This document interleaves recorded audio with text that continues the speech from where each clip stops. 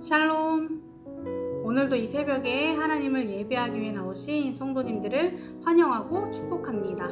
오늘 하나님이 우리에게 주시는 말씀은 로마서 9장 19절에서 29절까지의 말씀입니다.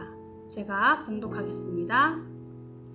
혹 내가 내게 말하기를 그러면 하나님이 어찌하여 허물하시느냐 누가 그 뜻을 대적하느냐 하리니 이 사람아 내가 누구이기에 감히 하나님께 반문하느냐 지음을 받은 물건이 지은 자에게 어찌 나를 이같이 만들었느냐 말하겠느냐 토기장이가 진흙 한 덩이로 하나는 귀 있을 그릇을 하나는 천 있을 그릇을 만들 권한이 없느냐 만일 하나님이 그의 진노를 보이시고 그의 능력을 알게 하고자 하사 멸하기로 준비된 진노의 그릇을 오래 참으심으로 관용하시고 또한 영광 받기로 예비하신 바 긍휼의 그릇에 대하여 그 영광의 풍성함을 알게 하고자 하셨을지라도 무슨 말을 하리요.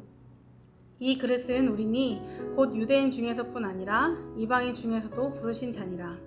호세아의 글에도 이르기를 내가 내 백성 아닌 자를 내 백성이라 사랑하지 아니한 자를 사랑한 자라 부르리라. 너희는 내 백성이 아니라 한 그곳에서 그들이 살아계신 하나님의 아들이라 일컬음을 받으리라 함과 같으니라.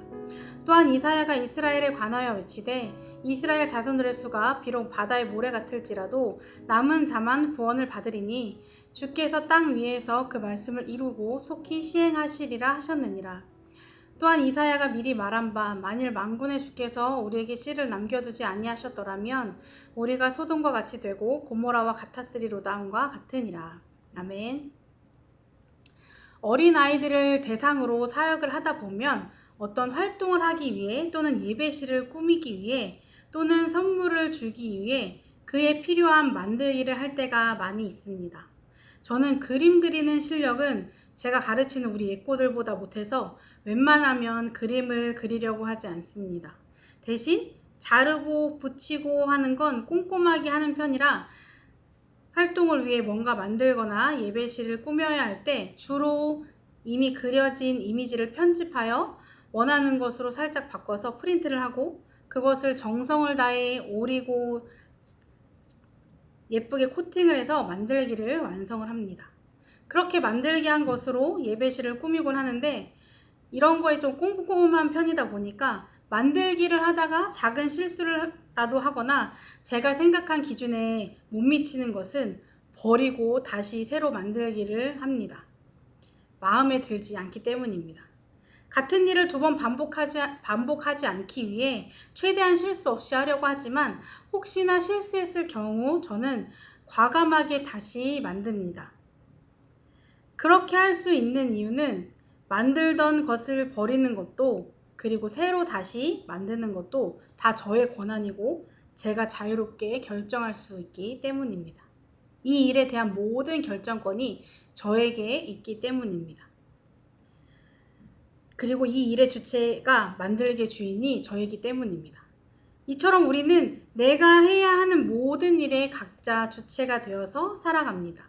그리고 그 모든 일에 모든 결정권을 가지고 살아갑니다. 그렇다면 우리의 삶의 주체는 누구에게 있을까요?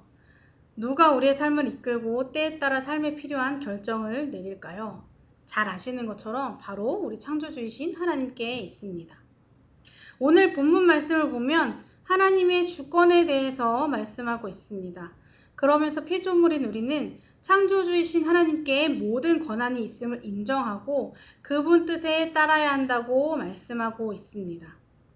하나님이 우리의 삶을 각자 어떻게 인도하시던지 그 뜻과 방법의 주권은 하나님께만 있다는 것입니다. 피조물인 우리가 하나님께 반문할 수 없다는 것입니다. 본문 말씀 21절을 보면 이 사람아 내가 누구이기에 감히 하나님께 반문하느냐 지음을 받은 물건이 지은 자에게 어찌 나를 이같이 만들었느냐 말하겠느냐 토기장이가 진흙 한 덩이로 하나는 귀 있을 그릇을 하나는 천 있을 그릇을 만들 권한이 없느냐라고 말씀하고 있습니다. 창조주이신 하나님은 하나님의 뜻대로 피조물을 만들 권한이 있으며 그것에 대해 피조물이 항변할 수 없다는 것입니다. 그런데 이 말씀이 맞습니다. 하나님은 모든 것을 자신의 뜻대로 마음대로 할 수 있는 권한이 있으신 분입니다. 만물의 주인이시기 때문입니다. 그런데 이렇게만 보면 하나님이 굉장한 독재자처럼 보입니다. 모든 것을 마음대로 할 수 있으시고 우리는 하나님이 하시는 일에 반문을 할 수 없기 때문입니다. 모든 것을 좌지우지할 수 있는 분이시기에 조금이라도 하나님 마음에 들지 않으면 그에 맞는 대가를 엄청나게 치를 것 같은 느낌이 들기도 합니다. 그런데 하나님은 하나님의 주권을 그렇게 사용하지 않으셨습니다. 본문 말씀 22절을 보면 만일 하나님이 그의 진노를 보이시고 그의 능력을 알게 하고자 하사 멸하기로 준비된 진노의 그릇을 오래 참으심으로 관용하시고 라고 말씀하고 있습니다. 하나님은 진노를 보이실 수도 그 무한한 능력을 알게 하실 수도 있었지만 그렇게 하지 않으시고 오래 참으심으로 관용을 베푸셨습니다. 진노의 그릇이기에 그냥 깨버려도 상관없는데 모든 것이 하나님의 주권 아래 있기 때문에 반기를 둘 수도 없는데 하나님은 그렇게 하지 않으시기로 자신의 주권을 행사하셨습니다. 벌하시는 것도 하나님의 주권이고 벌을 내리지 않고 오래 참음으로 우리를 지키시기로 선택하신 것도 하나님의 주권입니다. 하나님은 그 주권을 오래 참음을 선택하는 것으로 사용하신 것입니다. 이처럼 하나님은 하나님의 주권을 우리를 벌하시는 데 사용하시기보다 우리를 구원하시는 것에, 우리에게 은혜를 베푸시는 것에, 우리를 사랑하시는 것에 사용하셨습니다. 모든 사람은 죄를 범한 죄인입니다. 그래서 우리는 하나님께 가까이 갈 수 없고 하나님께 무언가를 요구할 자격도 없습니다. 반대로 하나님은 모든 것을 마음대로 하실 수 있게 우리에게 꼭 은혜를 베풀어야 할 이유도 없고 반드시 우리를 구원해야 할 이유도 없습니다. 하나뿐인 아들 독생자를 우리에게 보낼 이유도 없습니다. 죄로 가득한 우리가 하나님 마음에 들지 않으면 그냥 소돔과 고모라처럼 멸망시키면 끝입니다. 그러나 하나님은 그렇게 하지 않기로 선택하셨고 끝까지 우리를 사랑하시기로 선택하셨습니다. 이것은 우리를 사랑하기로 선택한 하나님 주권의 은혜로운 결정입니다. 하나님은 하나님의 주권으로 하나님의 백성이 아닌 자를 백성이라 부르셨고 사랑하지 아니한 자를 사랑한 자라 불러주셨습니다. 그리고 하나님은 씨를 남겨두심으로 죄악된 백성을 심판하시면서도 완전히 멸망시키지 않고 남은 자를 통해 새롭게 시작하려는 은혜를 베푸셨습니다. 객관적으로 우리 자신이 스스로 삶을 돌아보았을 때 특별히 법을 어기면서 죄를 지은 적은 없지만 하나님이 보시기에 부끄럽지 않게 나는 잘 살아가고 있을까? 라는 이 질문에 당당하게 대답할 수 있는 사람은 없을 것입니다. 그만큼 우리는 연약하고 늘 죄에 노출되어 있기 때문입니다. 우리는 하나님의 긍휼과 은혜, 사랑이 없었다면 우리를 구원하시기로 선택한 하나님의 주권이 없었다면 이 자리에 없었을 것입니다. 앞에서도 언급했지만 우리가 구원받은 것은 당연한 것이 아닙니다. 하나님은 굳이 우리를 구원하지 않으셔도 상관없는 분이십니다. 그러나 하나님은 우리를 그냥 죄 속에 두지 않으셨습니다. 그냥 던져서 깨뜨려도 상관없는 토기인데 이 보잘것없는 토기를 살리고 하나님의 것으로 사용하시기 위해 하나뿐인 아들을 보내셨습니다. 하나님이 보시기에 너무나도 부족한 우리이지만 그럼에도 하나님은 하나님만 사용하실 수 있는 그 주권을 우리를 향한 사랑의 주권으로, 사랑을 위한 주권으로 사용하셨습니다.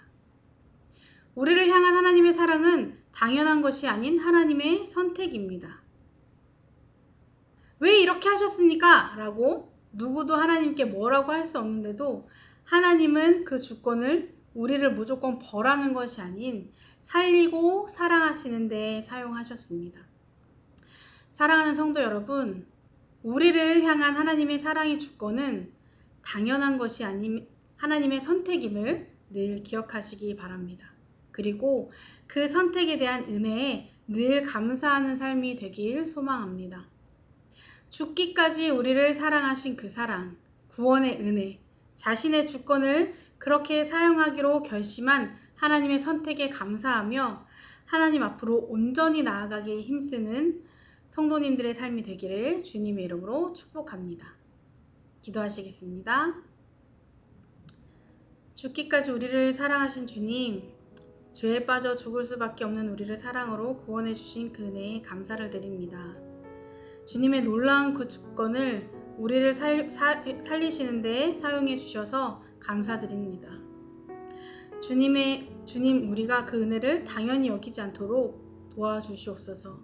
늘 그 은혜를 기억하며 우리에게 베푸신 사랑의 주권에 감사하며 살아가는 우리의 삶이 되도록 이끌어 주시옵소서. 하나님이 우리에게 베푸신 사랑만큼 따라가지 못하겠지만 그럼에도 하나님께 기쁨이 되기 위해 애쓰며 노력하는 우리가 되길 소망합니다. 주님, 우리의 삶을 그렇게 인도하여 주시옵소서. 예수님 이름으로 기도드립니다. 아멘. 두 가지 기도 제목을 놓고 이 시간 함께 기도하시겠습니다. 첫 번째로, 당연함이 아닌 감사함으로 하나님의 사랑과 구원의 은혜를 누리는 삶이 되도록. 두 번째로, 하나님의 형상대로 창조된 피조물로서 그 목적과 뜻에 맞게 살아가는 삶이 되도록 이 시간 함께 기도하시겠습니다.